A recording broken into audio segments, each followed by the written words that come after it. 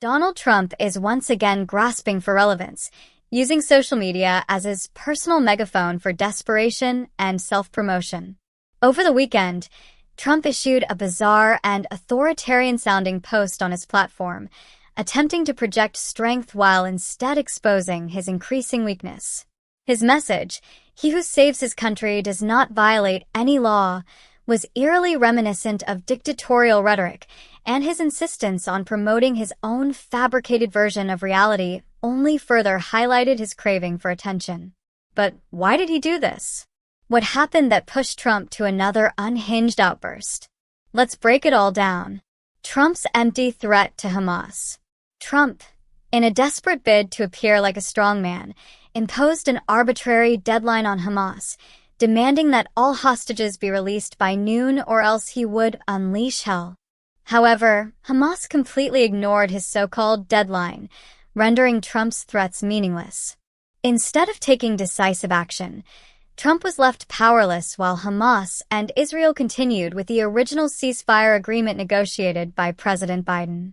The only hostages released were the ones already planned under Biden's arrangement, making Trump's posturing nothing more than a laughable attempt to inject himself into the situation. The White House's controversial post. Following his failed attempt at influencing the hostage negotiations, Trump doubled down on his need for validation by posting the infamous "He who saves his country does not violate any law" quote on social media. The phrase has historically been associated with authoritarian leaders and mass shooters, making its usage highly concerning. Even more bizarrely, an official White House social media account posted a photo of Trump that closely resembled a mugshot, further amplifying the sense of insecurity surrounding his administration. Fox News' embarrassing praise for Trump and Musk. Rather than covering the numerous ways in which Trump's leadership continues to fail, Fox News turned to its usual sycophantic coverage. In one particularly humiliating segment, Fox hosts compared Trump and Elon Musk to the stars of Lethal Weapon, claiming that the media was simply unable to accept the power and handsomeness of these two men. The segment devolved into absurdity, with various commentators gushing over their supposed dominance while completely ignoring their actual track records of failures and controversies. Ted Cruz's Greenland delusion.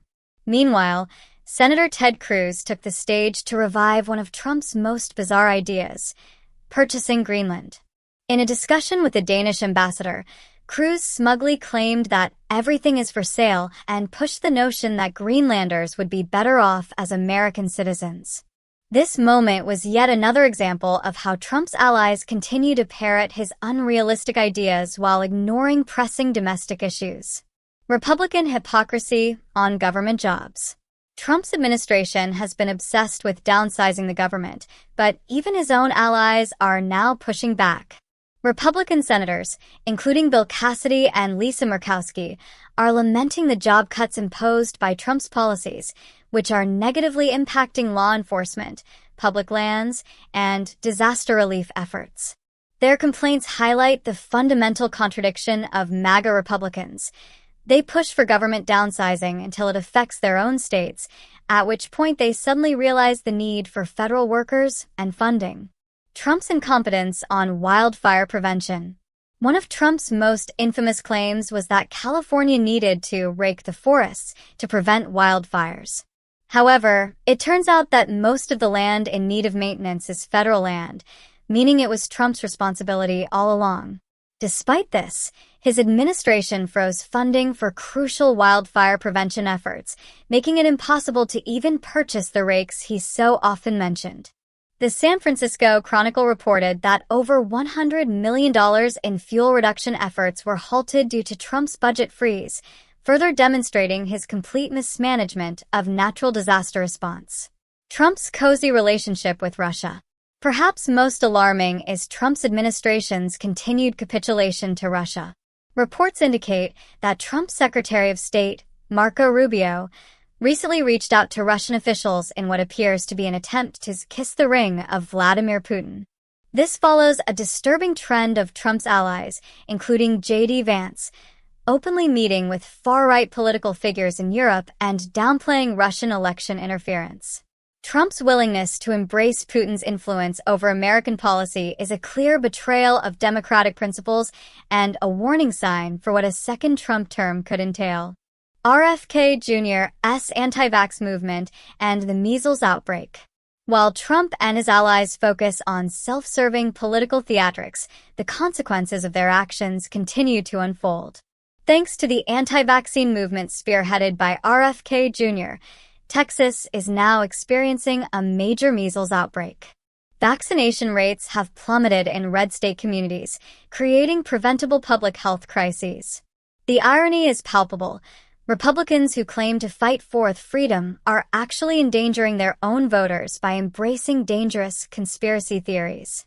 Trump's fake economic promises.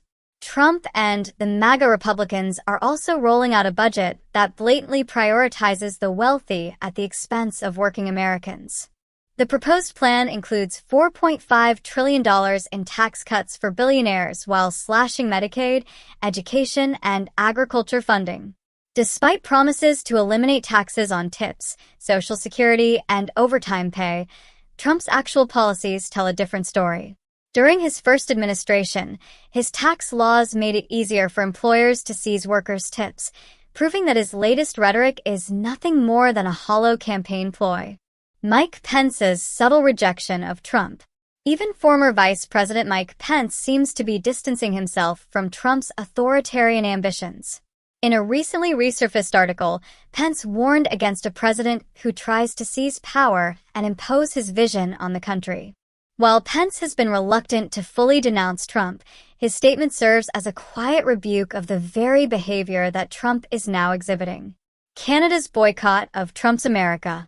Internationally, Trump's unpopularity continues to grow. In Canada, Prime Minister Justin Trudeau has seen a resurgence in support due to his strong opposition to Trump's policies. A recent poll suggests that the Liberal Party is now leading again, fueled by a growing boycott of American goods and companies linked to Trump's brand of politics. The global resistance to Trump's agenda is a clear sign that his influence is waning beyond the United States as well. Trump's latest Twitter rant and his administration's continued missteps reveal a leader desperate for attention, clinging to outdated tactics of authoritarian rhetoric and fabricated narratives. His hollow threats, policy failures, and reckless alliances are not the marks of strength, but of a man scrambling to maintain relevance. As more Americans and international leaders push back against his agenda, it becomes increasingly clear that Trump's grasp on power is slipping. The real question is, how much more damage will he do before the American people finally reject his dangerous delusions for good?